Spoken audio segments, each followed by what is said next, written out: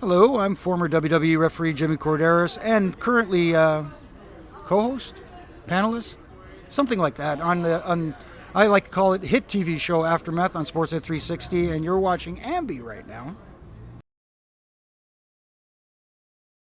Hey everyone, it's Alicia from AMBY, and I would like to welcome you to our interview with Jimmy Korderas. Hello. Hello. How are you? I'm always great. How are you? I'm awesome. Thank you so much for joining me today. Oh, pleasure. We are here at Smash New Girl in Town. It is their Phoenix debut in Toronto, where you're going to be reffing some matches, but this lineup is stacked. How are you feeling about things? It's amazing because the Smash Wrestling crew, they always present quality matches, but also what they do is they bring the best of local talent and also bring really good talent from elsewhere. It's a nice mix, and what you get from Smash Wrestling is a lot of variety throughout the night too. It's not the same type of matches every night, like from match 1 to match 7. It's not all the same kind of style, so to speak. It's a lot of variety, which is a lot of fun. And it's my outlet since I'm pretty much retired, but for Smash I'm not. But you don't just referee, you're pretty much a wrestling fanatic. Every time I chat with you, it always just somehow comes back to wrestling. I love how it's a common ground. But when did your fascination with this begin? Growing up here in Toronto, a kid, there was a time here in Toronto where every weekend there was so much wrestling on television, and it wasn't just, this was in the time where WWF wrestling, but there was Mid-Atlantic Championship Wrestling. On City TV, they had international wrestling from Montreal, based in Montreal in Quebec, and we got wrestling from Detroit, and we got AWA on Global, and it was like Calgary Stampede Wrestling on Channel 3. You couldn't escape it. No, and my Saturdays and Sundays, especially Saturday was the worst, but the Saturday all day was wrestling, and then at night it was hockey night in Canada, like any other Canadian kid. So growing up, when I really got a little bit older and was able to kind of appreciate it differently than when I was a kid, it was Mid-Atlantic Championship Wrestling was like, Ric Flair, Ricky Steamboat, Roddy Piper, Jimmy Snuka, Steamboat and Youngblood were the tag team champions, who to this day still think one of the greatest tag teams ever that never get put in the conversation they should be. You just put them in it. I just did. Well, you were reffing for WWE for over 20 years. Is it true that Pat Patterson's the reason you actually began this whole thing? Yeah, actually, it's a funny story. I started off like everybody else, setting up the ring and chauffeuring guys to and from the arena to the hotel, paying the dues as everybody should. But I was doing that, and then one day Pat Patterson said to Jack Tunney, who was my boss at the time, and President Jack Tunney, if anybody remembers, and says, and I'm not going to do the bad Pat Patterson French accent, but he said, "Oh, Jack, we've got this kid here. He sets up the ring and he sits around the whole show waiting for it to end, and then tears down the ring to go. Why don't we use him? Why don't we train him to be a referee?" And Jack wasn't really on board at first. His comment was, and I'm going to say, he says, "Well, are you sure we want to smarten the kid up?" And Pat said, "Well, he's been around for a year and a half. I think he kind of has an idea what's going on." So one thing led to another. Pat told me to get a powder blue, baby blue shirt, black bow tie, black pants, and black sneakers, and always carry it with me and be ready. And that was it. It was not like no formal training. It's not like now they go down to the performance center, they teach you how to be a referee. No, it was like you just had to be on call and ready to go. Ready to go. And how did that first reffing for you go down? Because I've been starting to do some of the in-ring stuff for Smash, and my first time it was nerve-wracking. So was it for you? Absolutely nerve-wracking. The saving grace, though, was my first match was in Newmarket, Ontario. It was SD, Special Delivery Jones, who was a friend, which was, thank goodness, against the Red Demon, who was Jose Luis Rivera wearing a mask. And I went to SD and I said, "I'm reffing your match tonight. I have never reffed before. Help." It was like, there was there's nothing left. It was like, "Please help me." He says, "You'll be fine. Just stay calm. Just listen to me and I'll walk you through it. I'll talk you through it. You'll be fine." And he said I did fine, but I'm pretty sure I was pretty much domo arigato, Mr. Roboto. I was so scared. I was so nervous. I was so tight, but thank you, start SD. somewhere. Yeah, absolutely. Well, you held up the arms of everybody from Stone Cold to Undertaker. Was there ever a moment in the ring where things hit you and you're like, "This is super surreal"? I grew up watching these people. Yeah. Well, the first time I did a Hulk Hogan match, which was at the height when the real rock and wrestling boom, and it really took off mainstream. That was really something, and to raise Hulk Hogan, and one of the greatest draws, one of the greatest superstars of all time. But when it really hit home was WrestleMania 24, in coincidentally enough at the Citrus Bowl where it was this year, but 9 years earlier. The Undertaker versus Edge.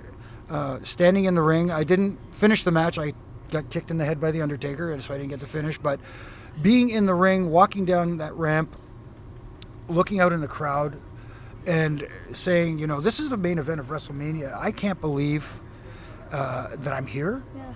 And then once the Undertaker's music hit and the flames, and we're 75 yards away, and you could feel the flames from the ring. It was amazing. Yeah. That's incredible. Mm-hmm. You clearly get caught in the crossfire every once in a while. You even took the megaphone from Jimmy Hart. Yeah. I got to let Jimmy Hart off the hook, though, because there's this urban myth going around that he knocked me out with the megaphone, and he didn't do it.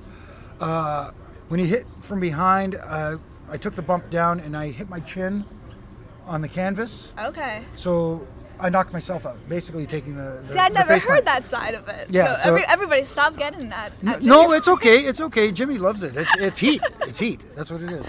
What's one of the worst bumps you had to take? Oh my goodness. There's been a few. See, the problem for me taking a bump was, I always thought the mindset that when a referee takes a bump, it should never look like a trained person taking a bump. It shouldn't be flat back. It shouldn't look good. It should look awkward. It should look like a normal person getting knocked out. The worst one I ever took? Ugh. I mean, like I've been chucked by Kevin Nash a couple of times where Kevin's a big guy. Yeah. It's sometimes, and like you think I'm thinking in my mind, okay, he's going to pick me up and kind of toss me aside. I'm going to help him. He doesn't need help, but I thought it'd be a good idea to help, and it kind of like overshot and landed on my shoulder and separated my shoulder. And, oh no. But if that's the worst that you get, that's not too bad. That's true. Yeah. When I last saw you, we were briefly touching on some concerts and live music, but have you seen anything lately? What are some of the last gigs that you went to? I haven't been to see a live concert in so long. I've been so out of the loop. But I remember going. When I first started going, I think someone else here will remember. I remember going years ago to see Supertramp Breakfast in America tour. Does anybody remember that? I think you do, right? You were there? Oh my God! CNE Stadium? Yes. Oh, you see, one of the best concerts I've. I'd love to see Supertramp. See, that was the era when. I've seen George Michael's with my wife, who I took her for her birthday, and because she was a big George Michael fan, and I admit it, I like his music too, but I was really impressed. It was a very entertaining concert. My taste in music is very eclectic. It's very it's not pigeonholed in one kind of music. I like so many different kinds, but I'm kind of like Bobby Heenan in a sense that there's only two kinds of music I don't like. It's country and western. Okay. So that's about it. Yeah. Any people you have been playing lately? You know what? I dip back. I'm like an old school guy. I go into my car and I put it on satellite radio. I'm constantly on the 70s. Okay. 70s channel and stuff like that. But then Art O'Cal, my ex tag team partner on Aftermath, was surprised when he jumped in the car and he pressed, "Oh, what do you got in the CD player?" And it just happened to be Best of Death Row, and there's Snoop, and Gin and Juice and stuff. I like old school rap and stuff like that. Nah, money on my mind. Yeah. Rolling down the street. Yes. Nice. Yeah. Well, on Aftermath, you've been able to host some pretty cool interviews. The one with Samoa Joe is really neat. Oh, cool. Is there anybody that you'd love to sit down with one-on-one that you've yet to? Oh, I think it's a no-brainer. I would love to be the guy to be able to sit down with the Undertaker and not interview him, just talk. Just talk. He is by far, for me, the most respected superstar ever in the WWE, and that's not just my opinion. I think I speak for a lot of superstars, a lot of guys when I say that. And now that it looks like, I mean, we're speculating, but that's pretty much the sign when you leave your gloves, your coat, and your all hat your in gear in the ring. Yeah, that's a symbol that you're calling it a career, and what a career it is. And I just love to be able to sit down and talk to him, and just pick his brain for, in a non-work environment, because I picked his brain for years, working with him for so many years. So it'd be nice to just pick his brain on a casual level, so to speak. When you were watching the television for Wrestlemania 33, what was running through your mind when you saw that gear left in the ring and everything that was kind of unfolding, the hints? Because like I said, I'm an Undertaker guy, so believe it or not, I got a little emotional. It was like, he had that match years ago in the cell with Triple H with Shawn Michaels, and they called that the end of an era match. And yes, it was to a certain extent, but Triple H is still kind of going. He still looks good. He can still go.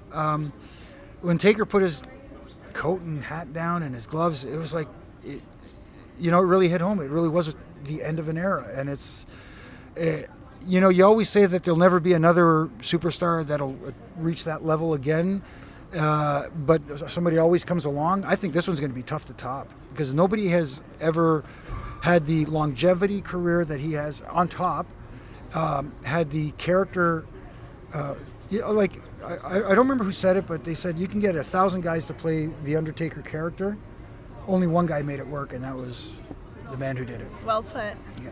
Let's wrap everything up. Is there anything you want to leave with all the wrestling fans who'll be viewing our interview? Just any parting words? Yeah, just enjoy wrestling and try not to overthink it. It's supposed to be fun. It's entertainment. Stop trying to think about what is going to happen, and stop. Like everything. It's like everything else. It's a story. There's a beginning. There's a middle. There's an end. So when a story begins, don't start jumping to conclusions. Just sit back, enjoy, and relax. You'll have more fun that way. Trust me. Live in the moment of it all. Exactly. And don't forget to tune into Aftermath on Tuesday nights at 7:30 on Sportsnet 360 with Jackie, myself, AC, and Nug. Yeah. I was waiting for you to put that in there. I'm like, you got to. I enjoy watching it so much. It's fun. And for those who have never seen it, the way I like to refer to it is our show is basically the Talking Dead of wrestling. Oh, that is that's really great. Yeah. So thank you so much for joining me today. Oh, thank you for having me. It's my pleasure. And remember, to everybody viewing, you can visit us at musicblogger.com for all exclusive interviews, features, videos, and so much more. See you next time.